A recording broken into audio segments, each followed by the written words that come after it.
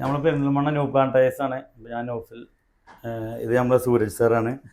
ഒരു വണ്ടിൻ്റെ tyre complaint ആയിട്ട് അതൊന്ന് മാറ്റാൻ വേണ്ടി വന്നു. സാറിനോട് അവർ എൻ്റെ യോക്കോമ ടയർ യൂസ് ചെയ്തതിൻ്റെ ഒരു എക്സ്പീരിയൻസും ക്ലെയിം ചെയ്യാൻ വേണ്ടി വന്നിട്ടുള്ള ഒരു എക്സ്പീരിയൻസും ഒന്ന് ചോദിക്കുക.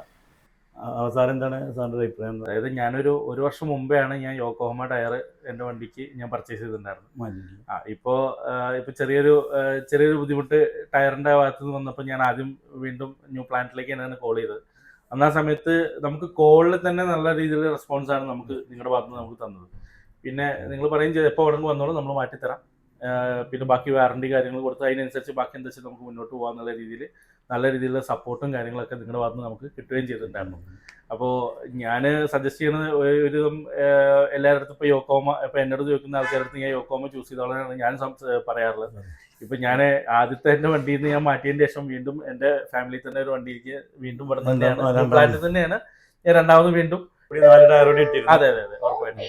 പിന്നെ വെച്ച് കഴിഞ്ഞാൽ നമുക്ക് കുറച്ചും കൂടെ ഫ്രണ്ട്ലി ആണ്. കാരണം വെച്ച് കഴിഞ്ഞാൽ നമുക്കിപ്പോൾ ഒരു ബുദ്ധിമുട്ട് വന്നാലും സാധാരണഗതിയിൽ നമ്മളൊരാളെ വിളിക്കുന്ന സമയത്ത് മാക്സിമം ഒഴിവാക്കാറായിരിക്കും, പിന്നെ നമ്മൾ തന്നെ ഫോളോ അപ്പ് ചെയ്യണം.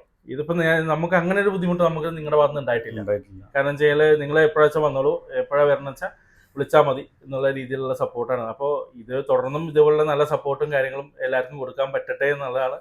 തീർച്ചയായിട്ടും എന്താവശ്യത്തിന് ബന്ധപ്പെട്ട് കഴിഞ്ഞാലും പോയിക്ക് മാക്സിമം നമ്മളെ കൊണ്ട് ചെയ്യാൻ കഴിയുന്നൊരു ഹെൽപ്പും അതുപോലെ തന്നെ നമ്മൾ ഉത്തരവാദിത്വം ക്ലിയർ ആയിട്ട് നമ്മൾ നിറവേറ്റാണ്ട് അതിൻ്റെ തുടർന്ന് പോകാൻ കഴിയട്ടെ. അതോടൊപ്പം sir thank you so much. Okay, thank you.